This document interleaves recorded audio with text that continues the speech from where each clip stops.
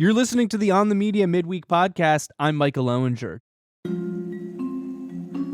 During his confirmation hearings, Kash Patel was asked about a rumored plan to purge officials from the FBI, the agency that he's poised to lead. Are you aware of any plans or discussions to punish in any way, including termination, FBI agents or personnel associated with Trump investigations? Yes or no? I am not aware of that, Thank you. Senator. Then, a day later, the Trump administration has conducted an unprecedented purge at the top levels of the FBI. Unprecedented. This purge has greatly weakened the FBI's ability to protect the country and made America less safe. That's Senator Dick Durbin of Illinois. Last week, Durbin said he had evidence that indicated that Patel lied during those hearings. Senator Dick Durbin claiming highly credible whistleblowers told him Patel is behind the recent mass firings at the FBI, even though he has yet to take the reins. Meanwhile, GOP senators standing largely united in their support of Patel. Senate Democrats have worked to delay the vote over concerns that Patel is a Trump loyalist who's ready to target the president's perceived enemies. Mark my words. Democratic Senator Sheldon Whitehouse of Rhode Island. This Patel guy will come back to haunt you. Elaina Plott Calabro is a staff writer at The Atlantic, where she profiled Kash Patel. In this conversation from late last year, she charted Patel's rise to power and prominence from his roots as an unknown civil servant. He became a prosecutor with the Department of Justice. And then being in D.C. is essentially how he came to meet Devin Nunes, who, of course, was the congressman who led the counter investigation into Mueller's Russia investigation. And from there, he essentially scales the ranks within a year and 8 months, I think it is. He is becoming a deputy at the Office of the Director of National Intelligence. And then he ends his time in the administration as chief of staff to the acting secretary of defense, which, of course, is a quite senior role. And in your profile of Patel, you spoke to some 40 associates who met him during this very accelerated rise. Yes. What did you hear from people about what he was like to work with? So many people I talked to, time and again, they would say, I don't recognize the Kash Patel I see today on my TV. What I was told by several people who knew him was that this was a person who was a capable and competent attorney who was quite charming, good on his feet in front of judges. And same thing with his colleagues in Washington in the National Security Division of the Justice Department. And most intriguingly, he was not political, certainly not overtly political in any way. I spoke to several people who said, while they had a sense that he may have been generally conservative, he was a supporter of Jeb Bush, actually, while Kash Patel was living in Florida.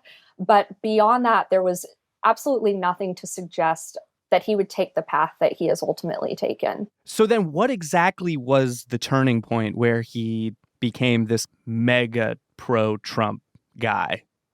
So there is an interesting thing that happens in Kash Patel's life in the year 2016 while he is a prosecutor with the Justice Department. He is in Tajikistan on a trip to interview witnesses for a terrorism case. He has only brought slacks and a shirt on that trip. And he gets a call from his supervisor back in Washington that a federal judge in Houston has scheduled a kind of surprise hearing for one of the other terrorism cases he's working on. So as he's en route to Texas, he reaches out to the U.S. Attorney's Office there and says, hey, guys, I wasn't expecting this, obviously. Could you please bring a tie for me? And for reasons that remain in dispute, and I did try quite hard to get to the bottom of this, there was no tie when Kash Patel arrives. Where was the tie? Some people say that he never, in fact, asked for the tie. Others insist that he did. But at any rate, he gets there. There's no tie. So he goes into the courtroom wearing, again, slacks and a button down. And the judge berates him, pulls him into chambers and says, if you come into my court, you better be dressed properly. And it sort of snowballs from there into what value do you bring to this case anyway? And even U.S. attorneys who are watching it take place are quite taken aback by the whole thing. As Kash Patel gets back to Washington, a reporter at the Washington Post picks up on what has happened and writes a relatively short-ish piece about the whole thing. This was in part prompted by the fact that Kash Patel's supervisors, wanting to learn more about what happened, they commissioned rank and file staffer to try to get in touch with the court there to get a transcript of the back and forth. And the judge is so infuriated by this request that he issues an order of ineptitude against this Justice Department staffer. And the Washington Post does kind of a rundown of this, in which Kash Patel really is rendered a sympathetic figure, just sort of the unwitting victim of this judge who was in maybe a very bad mood that day. The piece also detailed the history of this judge making maybe similar outbursts, a history of questionable racist remarks. Right. In fact, there was an Indian American plaintiff in one of this judge's cases who sought to have him dismissed from the case because of a history of making potentially racist remarks. So anyway, what Kash Patel is upset about, however, is that the reporter reaches out, obviously, to the Department of Justice for comment, and they decline, which is to say they do not defend Kash Patel on the record. Even though behind the scenes, his bosses were like disturbed by the way he had been treated. But the fact that they did not defend him on the record was what counted to him. And he just simply could not let the incident go. For the next several months, he was constantly cycling in and out of his supervisor's offices saying, what are you going to do about this? How essentially are you going to punish this U.S. attorney? And finally, one of his bosses says, I don't know what you want me to do. The U.S. attorney is a presidentially appointed position. I can't get this person fired. And the understanding of people around him was this was sort of the catalyst for him looking for other jobs and also deciding that the system was rigged, basically, that you could devote your life to it, but if they needed to, they would hang you out to dry and not have your back. Okay, so that's an illuminating story, but it's a little hard for me to believe that it would be, the sole catalyst in a person's complete political reinvention. So I don't think that event alone was the catalyst for the Kash Patel we see today, but I think it certainly got him interested in the theme of the system is out to get me. It is sort of the impetus for him seeking out what he calls leaders who are not, quote unquote, cowards. Congressman Devin Nunes, he judges, is not a coward. And as he starts working with him on this counter investigation of the Russia investigation, he finds his name coming up more and more in the press as he's identified as one of the key authors of the so-called Nunes memo that comes out. And as he is reading that coverage, he writes in his book that to him, it was the Houston incident all over again. In your profile, you drew a lot on his 2023 book, Government Gangsters, The Deep State, The Truth, and the Battle for Our Democracy. But you'd found examples where his recounting of events differed from those of the people who worked around him. When you read the story of his life in his words, you realize that however innocuous an event may seem, he has cast himself in it as either the ultimate hero or the ultimate victim. One recollection he has that is utterly unlike anybody else who was around for the actual event was his saying that he was the lead prosecutor for Main Justice on the Benghazi case, leading the trial team. I spoke to several people who were involved in that case. It is absolutely not true. I remember putting it to one person who was in fact one of the lead prosecutors. And when I recounted this event, they just said, good God. So when does Donald Trump enter the picture? And what exactly do you think Trump came to see in Patel? Part of his kind of deal with Devin Nunes when he came to work with him was, if I do this and complete my job, I would like you to promise that you'll recommend me for a job on the National Security Council in the White House. Devin Nunes stays true to that. He does recommend him and essentially peddles to Trump this line that Kash Patel has now developed. I am the only thing standing between you and the deep state. I've uncovered their lies. I will continue to uncover their lies. Well, to Donald Trump, this sounds great. Actually, Kash Patel getting on the National Security Council was not that easy, though, because you had people like National Security Advisor John Bolton, who really did not want someone with as little experience as Kash Patel on his team. So it did take a lot of push and pull before he was actually installed. But once he was in, I was told by colleagues of his on the National Security Council that he was really kind of phenomenal at angling to get in front of Trump, making sure he was crossing paths with him at all times, and perpetuating this line that he was his guardian within the White House against the deep state. Fast forward to the nomination, which has led to unearthing many comments that Patel has made about the FBI and the media. Here he is talking with Steve Bannon on the War Room podcast last December. We will go out and find the conspirators, not just in government, but in the media. Yes, we're going to come after the people in the media who lied about American citizens, who helped Joe Biden rig presidential elections. We're going to come after you. Whether it's criminally or civilly, we'll figure that out. What do you make of this very alarming threat that he's issued?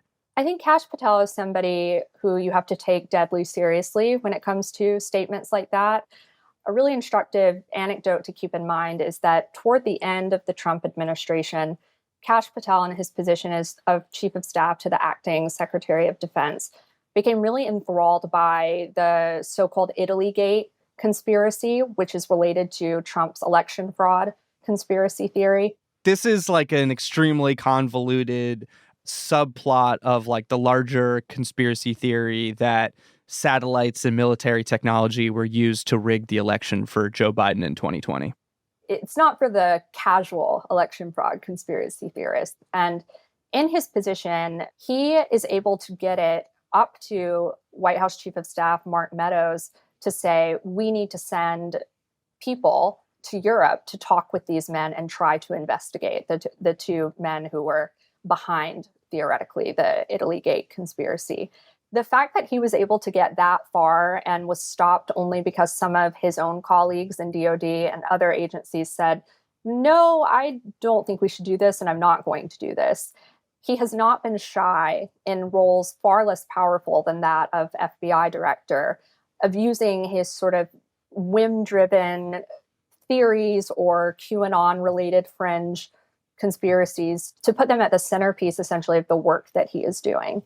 So what would it even mean to act on these threats of the FBI coming after members of the press? The end goal is always the same, that Kash Patel will use his power to collate all the supposedly incriminating documents, emails, memos that they are convinced will bury the deep state, essentially, and show to the American public just how corrupt they are. I don't know on a procedural level how that works when you are director of the FBI, whether Kash Patel would see himself as basically an intelligence gatherer, an evidence gatherer, and then present them to the Attorney General, Pam Bondi, and ask her to initiate a case. You found through speaking to people who know him and had worked with him that he had a lot of trouble finding work after the first Trump administration. This might explain why he's leaned so hard in the intervening years into commodifying his association with Trump. Can you tell us a little bit about his side hustles and sort of what he's been doing with his time? Sure. He starts cobbling together various other income streams, in large part through the selling of cash-branded merchandise. A lot of the proceeds of which he says goes to a foundation he started called the Kash Foundation, the mission of which is really vague and details of which are very hard to come by, even in filings with the IRS. And the merch, I should say, really runs the gamut. You have your Kash Crew polo tees, you have your Kash scarves, rhino tanks, basically anything that can be branded with $H. There's Kash wine. That felt very Trumpian to me. Yes. 6 bottles of official Kash wine for $233.99. As of this recording, I believe it's sold out. There was a market for it, it would seem. Another thing he does is he writes books. 2 of them are children's books, actually. The first one, The Plot Against the King, is a really vividly illustrated rendition of the Russiagate conspiracy, wherein you have King Donald, for Donald Trump, you have Kash the Wizard, and you have Duke Devin Nunes, and the Shifty Knight, Adam Schiff. And don't forget Hillary Queenton. I could not forget Hillary Queenton, never. it's quite a wild ride. And again, Kash, the distinguished discoverer, the wizard, is in the end the hero. He is the one that uncovers just all that the Shifty Knight and others have done to try to ensure that Hillary Clinton is chosen on choosing day and not King Donald. I've seen many people recently quoting from his book, Government Gangsters, the one that you studied so closely for your piece. There's this like grudge list at the end of the book, I believe, where he kind of lists off all the quote unquote corrupt people that are in his crosshairs. It includes Anthony Fauci. It includes former Trump Attorney General Bill Barr. It's a fairly broad tent of people that have wronged him or upset him in one way or another. What names on there stood out to you? Names actually like Loretta Lynch and Eric Holder stood out to me because I think they go to show how deep his grievances run from his time in the Obama administration, working as a prosecutor at DOJ. You know, he frames his book in that way to say that that was his first major exposure to the deep state, the corruption of high-level bureaucrats in the federal government. And so I think sort of names from a past administration or people who never worked directly in contact with Donald Trump just show again how deeply he has kept these resentments, how long he has nursed them, and when he does have power, the deep well that he has to pull from in terms of grievances. Elaina, thank you very much. Thank you. Elaina Plott Calabro is a staff writer at The Atlantic. Her profile about Kash Patel is titled "The Man Who Will Do Anything for Trump." Thanks for listening to the Midweek Podcast. Tune into the big show this weekend to hear about the right-wing roots of Silicon Valley. In the meantime, you can keep up with the show by following OTM on Blue Sky, Instagram, and our subreddit, r/onthemedia. I'm Micah Loewinger.